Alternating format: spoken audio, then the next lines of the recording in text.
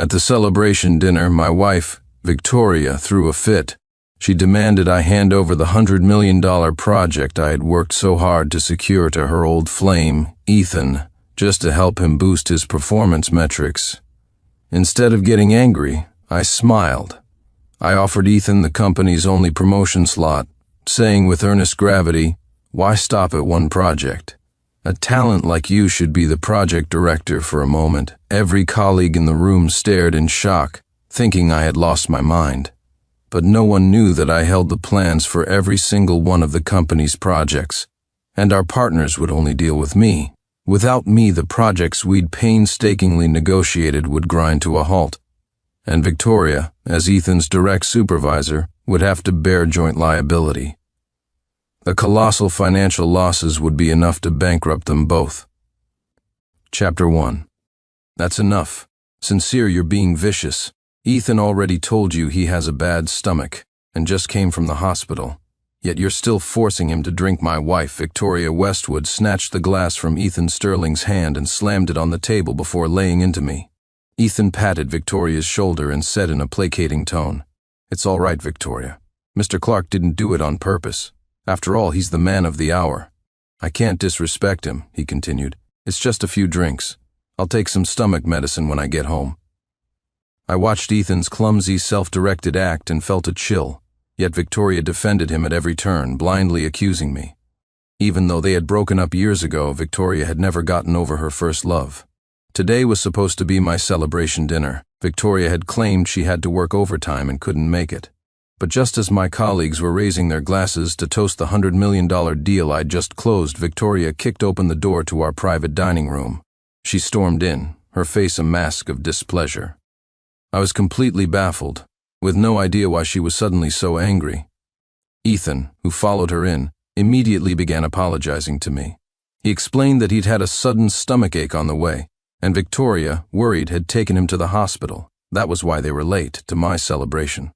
As he spoke, he picked up a wine glass from the table, looking as if he were marching to his doom. He whimpered that he was willing to drink 3 glasses as a penalty to make it up to me. It was only then that I understood why Victoria was so furious. She was upset that Ethan had been in the hospital while I was here, celebrating a career victory. She couldn't stand the sight of it. The atmosphere in the room turned awkward. My colleagues exchanged glances, ready for the drama. Before I could speak, Victoria cut in. "Sincere, it's not like you're short on projects," she declared. "Ethan is different. He's new to the company and needs to build his portfolio. As the department supervisor, I am ordering you to hand over the project you just secured to Ethan." It was summer, but Victoria's words were so cold they seemed to freeze the blood in my veins. I remembered when Victoria first joined this company. She said she couldn't adapt and didn't get along with her colleagues. Without a second thought, I turned down a lucrative offer overseas to join the company with her. I often worked late, helping her learn the business and teaching her how to write proposals. I even treated her colleagues to coffee and meals in her name. With my help, Victoria's professional skills improved rapidly, and her network expanded. We were both nominated for department supervisor, but only one of us could get the position. Mr. Harrison, our boss, valued my abilities and had told me in advance that the job was mine. But I didn't want to crush Victoria's confidence, so I voluntarily withdrew from the competition. That was how she became the department supervisor. But now, not only did she show zero gratitude, but she was using her position to pressure me. Ethan wasn't even qualified to work at our company. It was Victoria who, against the objections of senior staff, pulled strings to get him hired. She even became his guarantor, placing him in her department as her direct subordinate. She herself had always said that an employee's competence was what mattered most, and that she hated people causing her trouble. Yet Ethan had become the sole exception. The difference between being loved and not being loved was starkly clear. By taking this step, Victoria had finally eroded the last shred of affection between us. I nodded numbly. "Fine," I said flatly. "I'll let him have it." A flash of triumph crossed Ethan's eyes, but he feigned reluctance. "Oh, I couldn't possibly. I'm new here and don't have the experience. Everyone will probably think I'm not qualified to take over this project. I only heard Mr. Clark has a lot on his plate lately and thought I could help out." Victoria was quick to reassure him. "Ethan, don't sell yourself short. You may not have been here long, but I know you work harder than anyone, always volunteering for overtime. You'll do a great job with this project." Hearing her words, I couldn't help but laugh out loud. I knew the hard work she was talking about was just Ethan staying late because he couldn't keep up with his colleagues. The man could spill coffee on someone just by handing it to them. You'd think he was the dramatic protagonist of a cheesy romance novel. Only Victoria treated him like a treasure. After comforting Ethan, she turned on me. "Sincere, what are you laughing at?" she sneered. "Don't push your luck. You're not as good as Ethan, to begin with. You should be grateful I didn't have Mr. Harrison fire you. You should learn from Ethan, instead of causing me trouble all day long." I sighed internally. Victoria seemed to have forgotten how lost she was when she first started, always trailing behind me, looking up to me. Now that I had helped her find her footing, she had the illusion she was invincible and was looking for a way to kick me to the curb. Victoria's voice droned on, full of condescending remarks. I felt nothing but irritation. Taking a deep breath, I stood up and walked toward Ethan. He flinched, raising his hands to cover his head as if expecting a blow, ready to accuse me of assaulting a colleague. It was a move he'd pulled before to gain Victoria's sympathy. But I stopped right in front of him and pulled a document from my briefcase. I held it out to him, my voice full of meaning. "This is the promotion application Mr. Harrison gave me before I left work. I haven't filled it out yet. It's yours. Why stop at one project? A talent like you should be the project director, Chapter 2. At my words, my colleagues stared, their eyes filled with disbelief. They must have thought I'd been driven mad by anger. After all, everyone knew I'd worked diligently at the company for 3 years to earn this hard-won promotion. In those 3 years, I had never taken a single day off, whether due to bad weather or illness, always remaining at my post. I personally handled every task the boss assigned me, never delegating. Ethan hesitantly lowered his hands and took the application form, a smile unconsciously spreading across his face. Victoria looked at the form in Ethan's hand, her voice suddenly dropping. "Sincere, I heard the company only had one promotion slot this time. What do you mean by this?" Strange, I could have sworn I heard a hint of displeasure in her tone.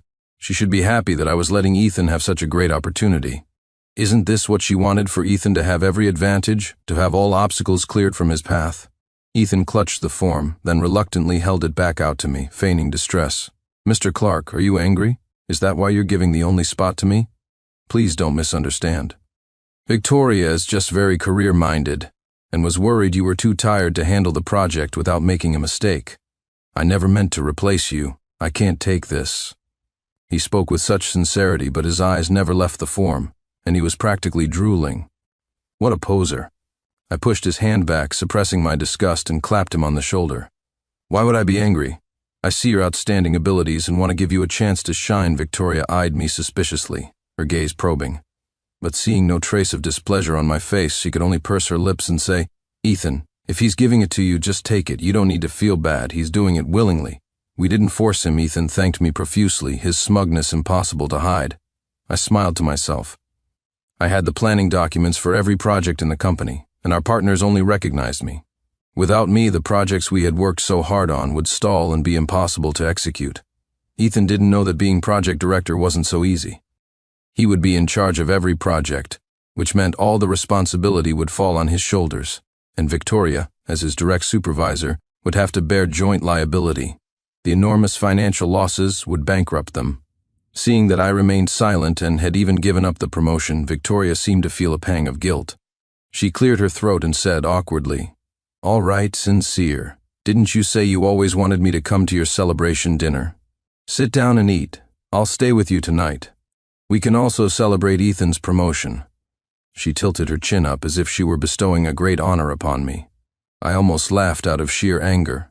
How dare she bring that up? She had ditched my dinner, using work as an excuse, when in reality she was with Ethan. She only came here to force me to give up the project. Now that she'd gotten what she wanted, she intended to hijack my party to celebrate with him, and I was the one paying for dinner. The shamelessness of wanting to freeload off everything was astounding. Just as I was about to speak, Ethan cut in. "Never mind. This is all spicy food that Mr. Clark likes. My stomach is upset. You guys go ahead and eat. I don't want to be a downer." I rolled my eyes. He had already ruined the mood the moment he walked in. Besides, Ethan didn't even have stomach problems. I'd accidentally seen that his medicine bottle was filled with vitamins. Seeing Ethan about to leave, Victoria immediately grew anxious and grabbed his arm. "Ethan, don't go. Since Sincere gave you everything, this celebration should be for you anyway. Doesn't this restaurant have bird's nest and black truffle on its menu? Order whatever you want. You need to eat well to get better. Ethan shot me an apologetic look. Sorry, Mr. Clark, about this. I waved my hand dismissively. Order whatever you want. Why are you looking at me? You're the star of the show tonight at that. Ethan perked up. He scanned a QR code with his phone, fiddled with it for a moment, and ordered a whole new spread of dishes. After we had mostly finished eating, I got up and opened the door to the private room just as a waiter was coming by with the bill. The waiter held out the receipt and asked, "Excuse me, the total is $18,800. Who will be paying?" I pointed to Ethan, who was grinning from ear to ear. "He's the man of the hour," I replied. "He's paying." With that, I walked out of the restaurant without a backward glance. Chapter 3. 10 minutes later, Victoria called. I silenced my phone, pretending not to hear it. I walked along the road, trying to clear my head and calm myself down. Without realizing it, I had wandered near my old university campus. Through the newly painted iron fence, I could see the school's athletic field. I froze for a moment, my mind drifting back to when I first met Victoria. It was during the freshman year sports meet. I was running the final leg of the relay race when there was an accident. A student from another class knocked me over. My ankle was sprained and my leg was bleeding. The pain was so intense I couldn't get up. Victoria, wearing the red vest of a sports meet volunteer, rushed over to me. "Hey, get up, I'll take you to the infirmary." The sun was scorching that day, but when Victoria bent down and offered me her hand, she cast a shadow over me. Her small frame supported me as she rushed me to the clinic without a moment's delay. As the school nurse treated my wounds, Victoria's brow was furrowed with concern. She said it must hurt terribly and that she was going to check the field security footage to hold the student who hit me responsible. While everyone else was lamenting that I had missed out on first place, she was the only one who asked if my wound hurt. My heart began to pound like a drum. Victoria asked for my contact information and reminded me to change my bandages every day. We gradually grew closer. I came from a difficult family, raised with constant criticism and pressure. Victoria was like a little sun, always shining around me. It was hard not to fall for someone so optimistic and confident. For someone who had lived in the cold for so long, warmth was irresistible. Just as I finally gathered the courage to confess my feelings to her, Ethan beat me to it. Seeing how happy she was, I could only suppress my own emotions and remain by her side as a friend. But Ethan wasn't serious about her. He was just playing around. After he found a wealthier girlfriend, he broke up with her without a second thought. Victoria was so heartbroken that she fell into a severe depression. I was the one who stayed with her, encouraging her until she slowly emerged from the darkness. After we got together, she promised me that she would only love me for the rest of her life. But when Ethan, having failed to make it in the industry, came back to her for help, Victoria lost her composure once again. Her gaze toward him was always filled with a mix of sorrow and pity. Without hesitation, she arranged a job for him, even acting as his personal guarantor. Despite how deeply Ethan had hurt her in the past, she forgave him so easily. Perhaps I should have understood then. Victoria had never let him go.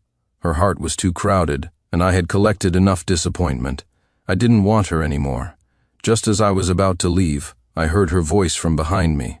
"Sincere, why didn't you answer your phone? You shameless thing, you deliberately skipped out on the bill. They were like a bad smell I couldn't get rid of. How did they find me here?" I looked at Victoria and sneered. "It's a rule in our department, whoever's celebration it is pays the bill. You made that rule yourself. What, is Ethan about to be a director and can't even afford that?" Ethan looked on the verge of tears. "Mr. Clark is right, I should be the one to pay." "Victoria, send me the bill. I'll pay you back when I get my salary." I knew he was just showing off, trying to tell me that Victoria was willing to spend money on him. After all, in all our years together, Victoria had never bought me anything, always holding to the belief that a man shouldn't spend a woman's money. Victoria grabbed Ethan's hand, her heart aching for him. "Ethan, there's no need to distinguish between you and me. You don't have to pay me back." Then, she immediately turned to me and commanded, "Sincere, it was your fault for leaving halfway through. The bill was $18,800. Round it up and transfer me $20,000 right now." I shot back angrily. "Victoria, try to use your brain, will you? You and your little lover don't distinguish between each other. What's that got to do with me? Why should I be the one to pay?" Victoria's face turned red with anger. Ethan quickly stepped in to mediate. Hey, Mr. Clark, you've really misunderstood. Victoria and I are just good friends, nothing more. Let's just go home. Victoria parked the car nearby. Let's not argue here and make a scene. Victoria threw the car keys at me, saying viciously, "For Ethan's sake, I won't deal with you out here.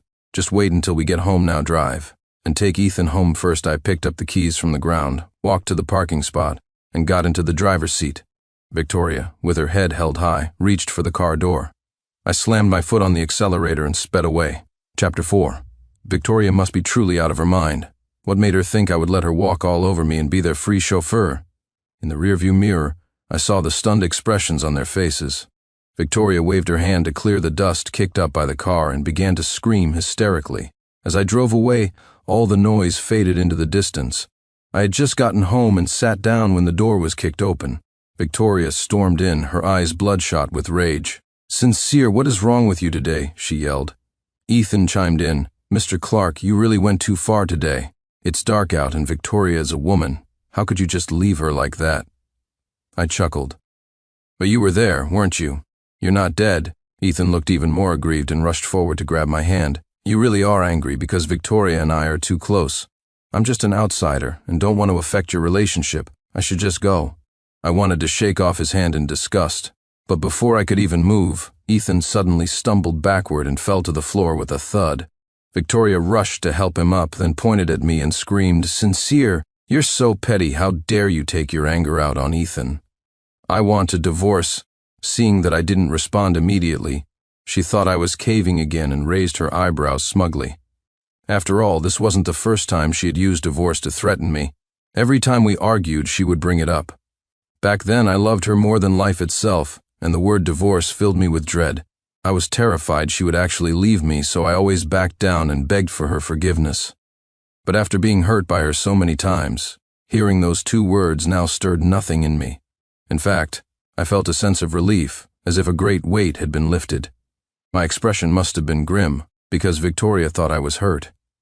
She said arrogantly, "It's not that I really want a divorce. As long as you apologize to Ethan." I cut her off sharply. "Don't say another word. I agree to the divorce." Victoria's eyes widened in disbelief. She opened her mouth, but no words came out. Ethan quickly interjected, "It was my fault just now. I wasn't standing steady. You can't blame Mr. Clark. Please don't get divorced because of me."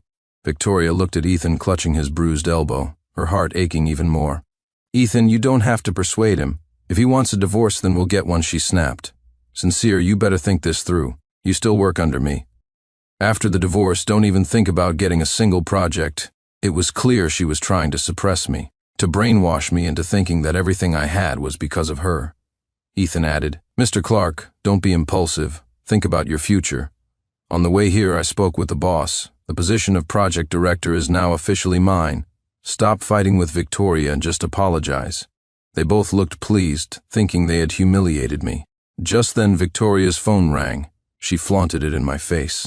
"Look, speak of the devil.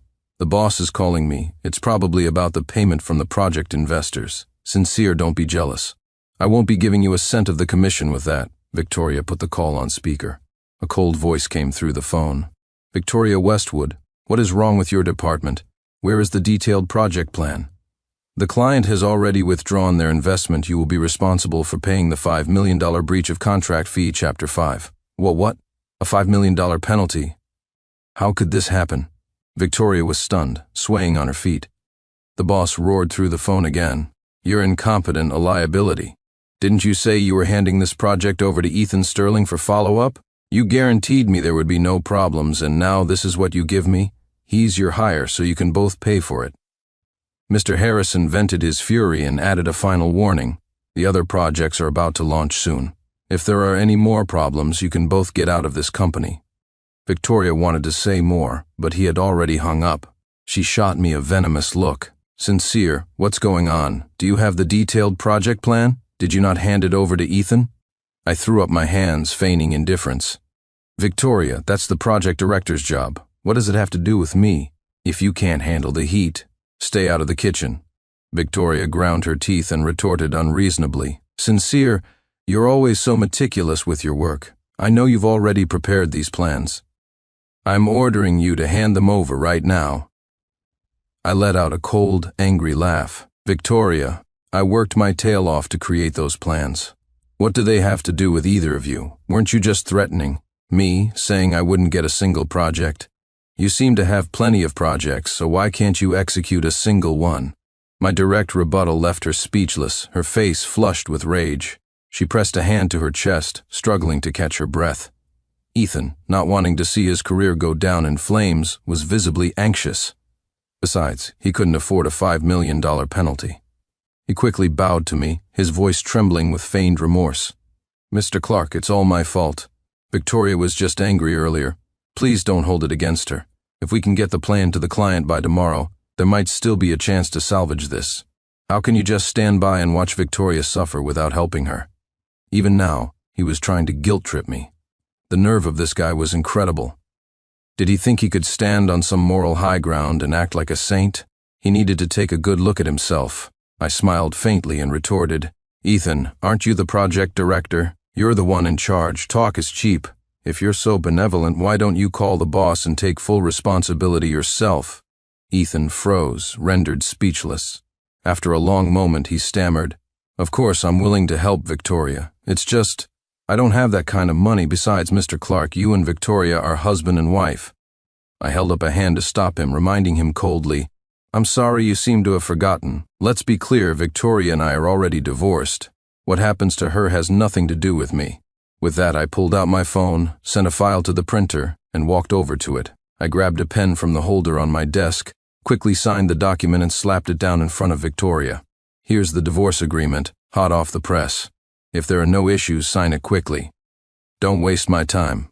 Chapter 6. Victoria stared at the divorce agreement in front of her, blinking several times as if she couldn't read the words. A moment later, she shot up as if her tail had been stepped on, glaring at me with uncontrollable rage. She snatched the agreement, tore it to shreds, and screamed, Sincere, you were the one who wouldn't leave me alone, the one who begged me to marry you, and now, when there's trouble, you want to abandon me? I'm telling you, you can't divorce me without my consent. I looked at her, unfazed, and said calmly, I was blind back then.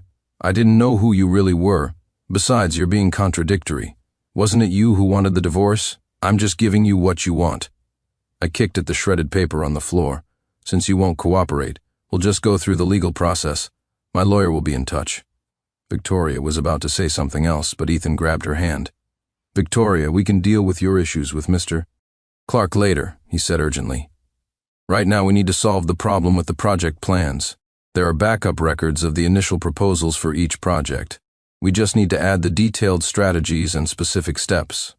Victoria, now with no time for anything else, gripped Ethan's hand like a lifeline. Ethan, she pleaded, I'm counting on you now. We can't delay this for a second. Let's get back to the office. Before leaving, she turned back to glare at me, making sure to get in one last threat. Sincere, I have to work overtime on Saturday, and it's all your fault. Don't get too cocky. We'll see about this. I paid her words no mind. Victoria was far too naive. All these years at the company, I had relied entirely on my own efforts. In every negotiation, I gave my all and performed exceptionally. I had mastered the subtleties of the professional world, which allowed me to build a strong network in the business community. So, with or without Victoria, it made no difference to me. On the contrary, now that I was no longer working for her, life at the company was about to get much more difficult for her. I sat down at my computer and got to work. Career was everything, the rest was just noise. After organizing my files, I felt a sense of relief and prepared for bed. Sleeping alone in a big bed with no one to bother me was pure bliss. The next morning, before I was even fully awake, I was jolted by a frantic knocking at the door. I opened it irritably to find Victoria and Ethan standing there looking smug. The moment I opened the door, they shamelessly barged into the house. Victoria plopped down on the sofa as if she owned the place. Sincere, you've got some nerve. Changing the passcode to the house, you made me and Ethan wait outside for 15 whole minutes. I could understand her frustration. She was likely feeling the drastic shift in our dynamic. Before, whether we were going to a movie or out to eat, I was always the one who waited. As for the door code, it had always been her birthday. Now that we were done, why would I keep it and make myself miserable? I crossed my arms, looking down at her. I rolled my eyes and said bluntly, What's it to me? I didn't invite you over. Chapter 7. Victoria shot me a disdainful look and said triumphantly, "Forget it, I won't stoop to your level. This is as far as you'll ever get in life anyway." Unlike Ethan, who is hardworking and brilliant, he's already solved the whole issue with the plans. He's my lucky star. Ethan puffed out his chest, feigning modesty. "It was just a few plans. A small thing like that is no problem for me. Why would I let you worry about it, Victoria? You just sit back and wait for the money to roll in." Victoria beamed, her smile so wide a fly could have flown into her mouth. She cleared her throat, pulled a document from her shoulder bag, and tossed it on the table. "Well, we don't need you anymore, so let's part amicably," she said, looking at me. "Sincere from now on at the company." She trailed off with a malicious smile. The unspoken threat was clear. She was going to make my life at work a living hell. I picked up the divorce agreement, glanced through it, and gave a faint nod. "Since you've delivered the papers, there's no need for you to sit here anymore. You're in the way. Don't let the door hit you on the way out." Victoria leaped from the sofa, seething. She nodded to herself and said through clenched teeth, "Fine, Sincere, since we're divorced, you can get out of my house right now." I frowned, annoyed. "Excuse me, I think you're mistaken. This is my house." It was true. The deed was in my name. I had paid for the house and all our living expenses because I didn't want to burden Victoria with financial pressure. Knowing how hard she worked, Victoria's lips tightened in embarrassment. You what?" I said impatiently. "If you don't leave now, I'm calling the police for trespassing." Victoria, ever the master of manipulation, said matter-of-factly, "I'm not leaving. I still have my things here. I'm staying until I've packed everything." Her words infuriated me. Her intention was so obvious she wanted to freeload in my house. Fortunately, I was prepared. Without another word, I walked to the storage closet, kicked out several suitcases, opened the front door, and threw them all outside. Then I turned to Victoria with a serene smile. "Please take your trash and get out of my house. Goodbye and good riddance." Before she could even react, I had shut the door, leaving both her and Ethan outside. Through the security camera, I watched her fuming on my doorstep. After venting for a moment, she had no choice but to crouch down and pick up her scattered belongings. She was wearing high heels and struggled to drag several suitcases, stumbling like a person just learning to walk. It was almost comical. Ethan hurried over to help her with two of the bags. They had apparently taken a taxi here and now couldn't free up a hand to call for another one. They could only haul their pile of things toward the main road, looking like a pair of destitute refugees. The next evening, there was a major business banquet. Mr. Harrison had already told me to use the opportunity to secure the partnership with Company A. I had been in private talks with their CEO, Mr. Lawrence Peterson, for days, and our ideas for the project were perfectly aligned. I was confident about the banquet. All I needed to do was sign the contract. I walked into the venue full of self-assurance, only to run into Victoria and Ethan right at the entrance. Chapter 8. Victoria held a glass of champagne, swirling it nonchalantly. "Well, Sincere, what a coincidence," she said. "It's after work hours. What are you doing here?" Ethan adjusted his cuffs, deliberately flashing a platinum ring. "It is a coincidence. Victoria and I were just picking out wedding rings after work. If we'd known you were coming around the same time, we could have come together." Victoria took Ethan's hand, her voice dripping with pride as she addressed me. "Sincere, Ethan and I are getting engaged next month. You'll wish us well, won't you?" She watched me, a faint, knowing smile on her lips.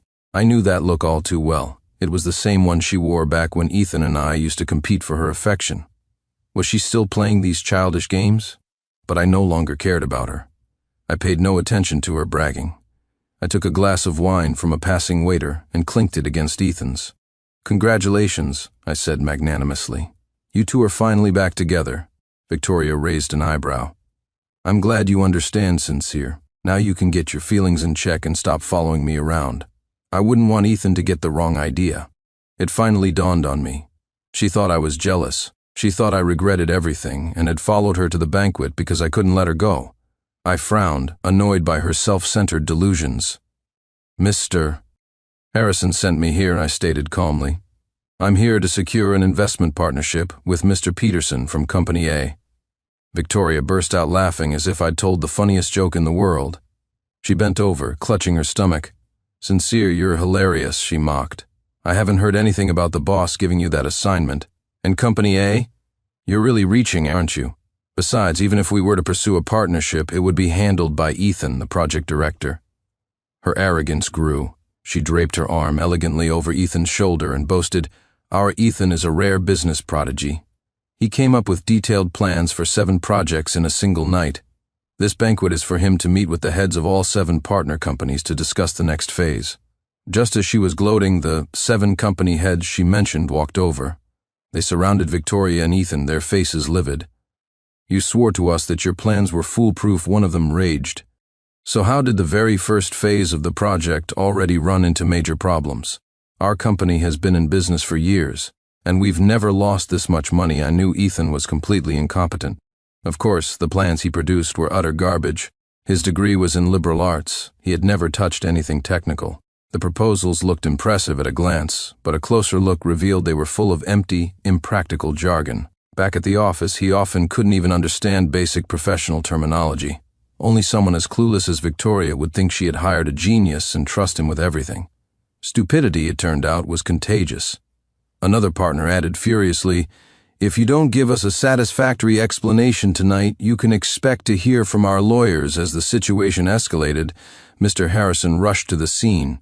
To appease the other companies, he made a swift decision. "I am truly sorry. Please, everyone, calm down," he announced.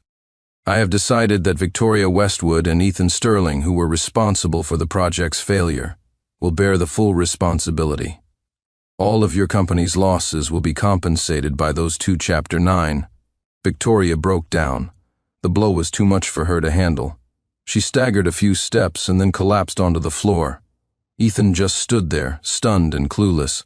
The partners were still furious, vowing never to work with our company again.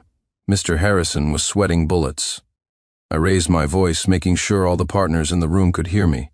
"Everyone, please listen to me. Don't panic. I have a way to remedy your losses. I've been organizing the data for these projects, and I have detailed, actionable plans for each one. I ask that you review my proposals before making any final decisions." With that, I distributed the corresponding project plans to each of the company heads. After reviewing them, all 7 partners nodded in approval, praising the high feasibility of my plans. If implemented quickly, they could mitigate the losses in time. Mr. Harrison, standing beside me, let out a sigh of relief and gave me a grateful look. He patted my shoulder and whispered, "Sincere, you really saved the company this time." I smiled gently. I was just doing my job. Just then, a hearty voice sounded from behind us, humble, polite, and not arrogant.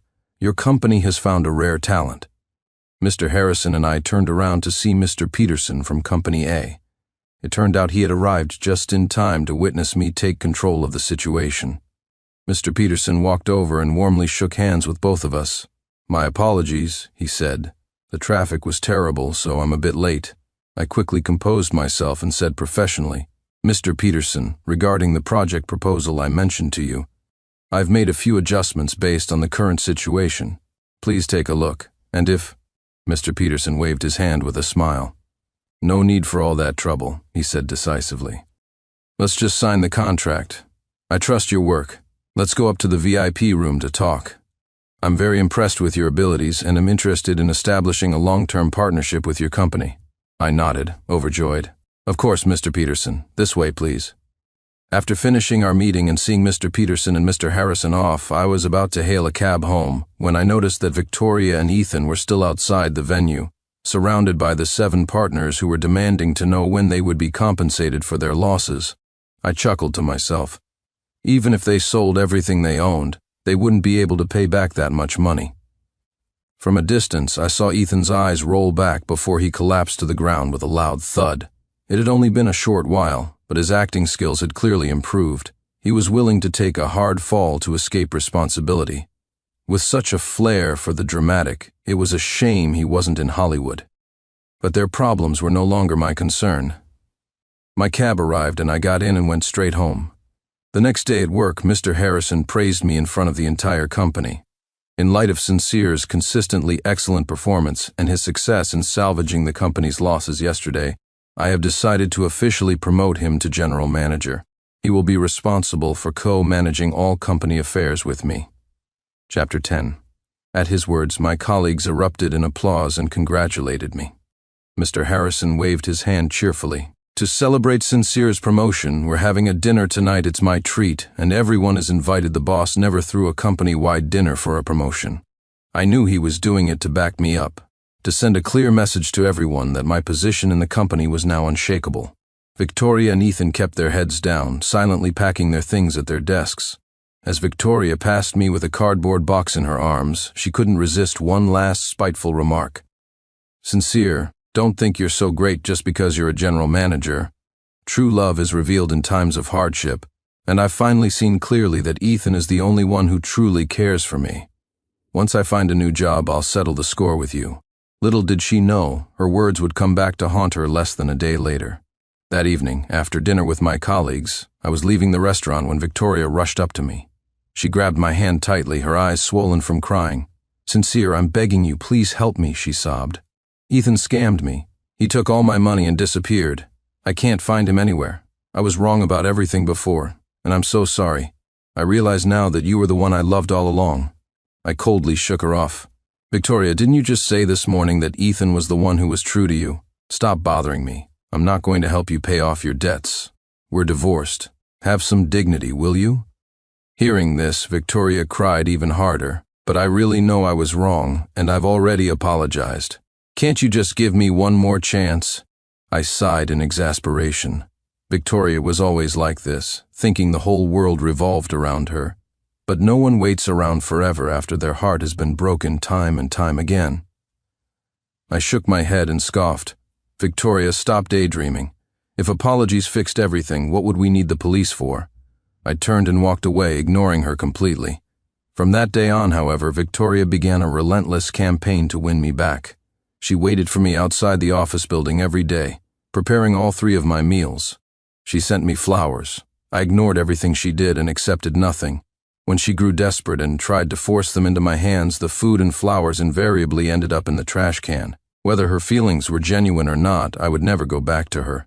Her behavior had become utterly exhausting. Fortunately, Mr. Harrison opened a new branch in South City, and I immediately requested a transfer. On the day I was leaving for the airport, Victoria somehow found out. She cried and begged me not to go, but my mind was made up. Without giving her a second glance, I turned and walked away. I managed the new branch well, and I was finally free from Victoria's harassment.